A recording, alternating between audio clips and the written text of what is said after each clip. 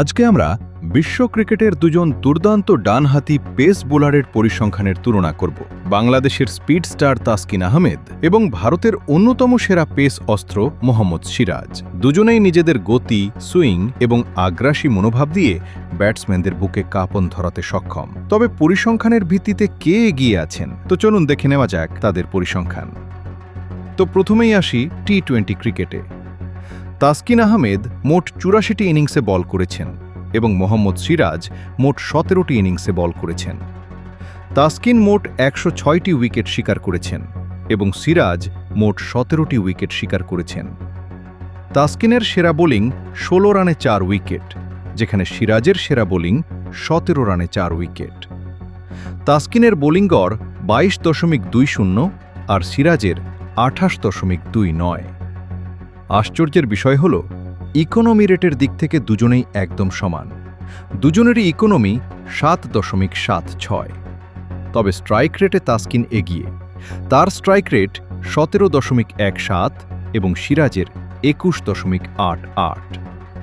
এই ফরম্যাটে দুজনের কেউই এখনও ৫ উইকেট পাননি। এবার আসা যাক ওডিআই ফরম্যাটে। ওডিআই ফরম্যাটে তাসকিন আহমেদ মোট ৮১টি ইনিংসে বল করেছেন এবং মোহাম্মদ সিরাজ মোট ৪৯টি ইনিংসে বল করেছেন।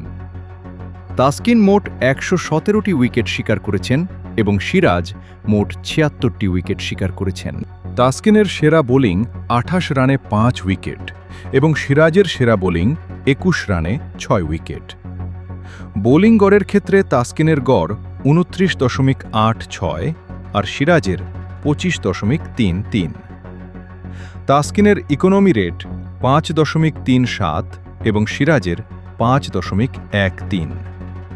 তাসকিনের স্ট্রাইক রেট ৩৩.৩৫ এবং সিরাজের ২৯.৬২।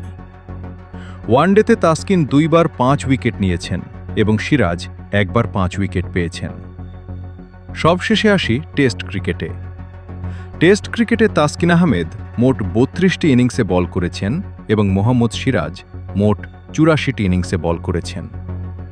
এখানে সিরাজ অনেক বেশি ম্যাচ খেলেছেন এবং উইকেটও বেশি পেয়েছেন। তাসকিন মোট ৪৯টি উইকেট শিকার করেছেন এবং সিরাজ মোট ১৩৯টি উইকেট শিকার করেছেন। টেস্টে তাসকিনের সেরা বোলিং ৬৪ রানে ৬ উইকেট, যেখানে সিরাজের সেরা বোলিং ১৫ রানে ৬ উইকেট। তাসকিনের বোলিং গড় ৩৯.২৭ এবং সিরাজের ২৯.৬৭। টেস্টে তাসকিনের ইকোনমি রেট ৩.৬৩ এবং সিরাজের ৩.৫৩। তাসকিনের স্ট্রাইক রেট ৬৪.৮২ এবং সিরাজের ৫০.৪১। এই ফরম্যাটে তাসকিন একবার ৫ উইকেট পেয়েছেন, কিন্তু সিরাজ ৫ বার ৫ উইকেট পেয়েছেন। বন্ধুরা, আপনাদের মতে এই দুজন ফাস্ট বোলারের মধ্যে কে বেশি ভয়ঙ্কর? কমেন্ট করে অবশ্যই জানাবেন।